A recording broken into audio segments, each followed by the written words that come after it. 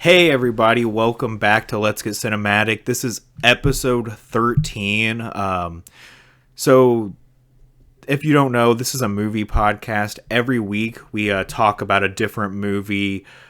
And this week we're talking about Days Before Christmas, which is a short film that came out in 1992 from the makers of Attack of the Killer Refrigerator and The Hook of Woodland Heights.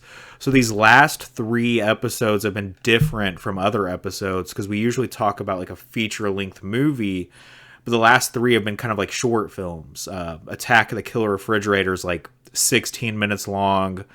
Hook of Woodland Heights 40 minutes long, and now Days Before Christmas is only 10 minutes long.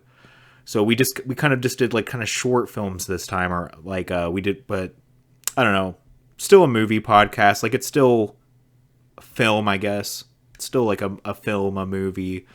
Mm-hmm.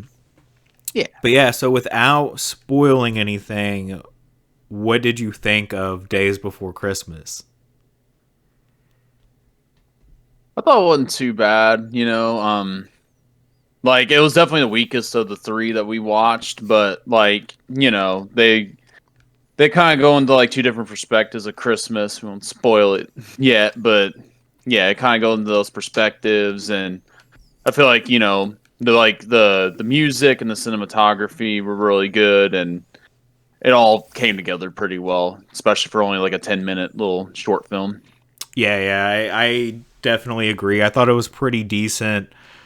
The reason we both kind of like smiled for a second is because we already recorded this, but we didn't record it because I forgot to hit the record button. But we only recorded for like a few minutes anyway, so it's not too bad. If we had done like a whole like Not missing out much. If we had done like a whole like 60-minute episode of the podcast, I would have been pissed off.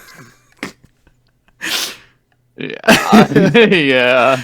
But yeah. Oh, well, at least it was only a 10-minute one. Yeah. So Days Before Christmas is the third movie made by Michael Savino and Mark Veau. The first movie they made, Attack of the Killer Refrigerator, they made in 1984 in college. And then 4 years later, after they were already out of college, they did The Hook of Woodland Heights, which was a little bit more professional. Both of those were shot on video. In 1990, those two movies got released as a double feature on VHS, so they got kind of like eyes on their work. And I think a couple of video rental stores had copies too, so people could rent these like in video stores. I don't think it was like across the whole country, but there was definitely a couple of states where you could rent this as a VHS. It was only like basically like a 60-minute VHS though, because it's two short films kind of stitched together. But so they had a little bit, I think they had some sponsors on this one. They had a little bit more money, so they were able to upgrade, and they shot this one on 16 millimeter film, which is why it's their best looking movie visually.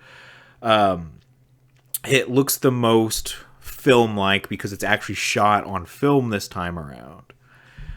And I think it's pretty good. We'll get right into spoilers now. Like we'll just kind of talk about what happens. So basically, it's this woman. She's going Christmas shopping, and this guy is like saying, "Hey, I don't have any money to like get my kids Christmas presents. Will you get me money?" So she gives him money because she's feeling like the joy of Christmas. She ends up going outside to her car, and there's an old woman that needs help. So she's like, "Okay, I'll go get you some coffee." But when she goes back in, it's like the movie split into two, because it starts off showing you the joyous, happy side, and then like right here at this point, it shows you the darker, more greedy, mean-spirited side of Christmas, because we see like the guy that she gave the money to is just drinking, so he used that money to go get drunk instead of actually buying Christmas presents for his kids. And we see like a woman like on a bench, pregnant, smoking a cigarette. We see a kid screaming and crying over not getting something they wanted. And then we see like a woman just shouting at a cashier. So we see all these mean things. And she thinks to herself, oh, well, I should go get help. Like something about seeing all of that made her second guess this old woman, I guess. So she gets the guy to go out to her car with her, and boom, it's a serial killer. It's a guy dressed up pretending to be an old woman, and he had an axe. He was going to kill her right there. So she like basically narrowly escaped. That's basically the whole short film in a nutshell. Yep.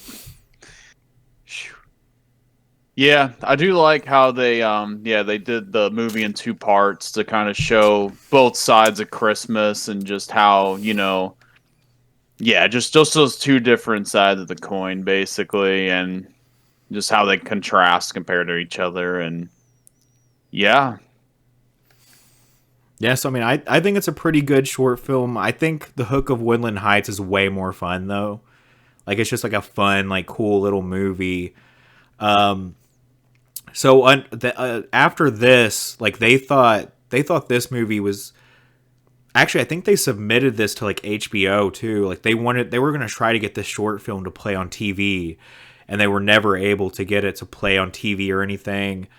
They thought this was going to like help them get to that next step, because next they were going to shoot a monster movie also on 16 millimeter, and they never got to finish that movie, unfortunately. So they kind of just ended up leaving movie making, but they continued to write scripts together, and the two guys ended up writing 6 scripts, and none of them ever got made. But in recent years, a documentary came out about their unfinished movie, and it sort of got them back into filmmaking. So I'm hoping that they're able to get some stuff off the ground now. And so we will probably cover that that documentary like sometime soon on the next episode. Oh yeah, that'll be an interesting watch for sure. Yeah, because I kind of wish they had gotten it off the ground and they were able to continue doing it. For sure, I feel like they'd definitely knock a monster movie out of the park. I think, especially like a full length one. Yeah, like they could do good stuff with that. It was going to be feature length and shot on 16 millimeter, so it would have looked cool. Like it would have been like a legitimate movie from these guys. So it's just kind of it's a bummer. What could have been. Yeah, it's a bummer that they couldn't do it. Yeah. But I don't really have much else to say on this one. This is the second time we've talked about it too, so we had like less to say really. Almost, yeah. I kind of wish we had just recorded their points. So it's just like, I kind of wish we had gotten that original recording done, but it's about the same length. We basically said the same stuff. Basically. So yeah, if you guys liked this video, smash the like button, hit subscribe, share it with others so we can kind of build an audience. And we hope you guys enjoyed this. I don't know if there's like how available Attack of the Killer Refrigerator, The Hook of Woodland Heights, or Days Before Christmas are right now. I don't know if they're like super available, so I might not have links in the description to watch these, but hopefully I can find something. But I don't know. So it might have to be up to the audience to find them. That's right. They're going to have to get that VHS double feature to watch it. That VHS is like impossible to get, I've heard, though. Like nobody can find it. And I think I heard a copy went for like $1,000. That's quite a bit for VHS, man. Yeah, it's just a double feature of Attack of the Killer Refrigerator and Hook of Woodland Heights, but it sells for like $1,000, which is just wild. It's not rare. Well, I heard it is. Like, wow. I mean, yeah, like again, like I heard that VHS is in like the top 10 rarest VHSs of all time, which is just wild to think about. It's amazing. That's crazy. So yeah, VHS hunters. Like I wondered if you guys find this VHS, then like you've basically found like the holy grail of VHSs. Just about. I was about to say, was some like some old lady or whatever, just somehow has this like in her, in Yeah, her little VHS thing or whatever on her shelf, just sitting there. It's like, oh, you got like $1,000 chilling there, yeah, no big deal. which is wild. But yeah, I guess I that'll know, right? I'd just. love to have that. Oh yeah, that would be a cool VHS just to have physically. Yes, absolutely. But yeah, I guess if you don't really have much else to say, I guess we can end this episode here. So yeah, thanks again, everybody, for watching, and we just hope you enjoyed it, and we will see you again soon. Yep. See ya.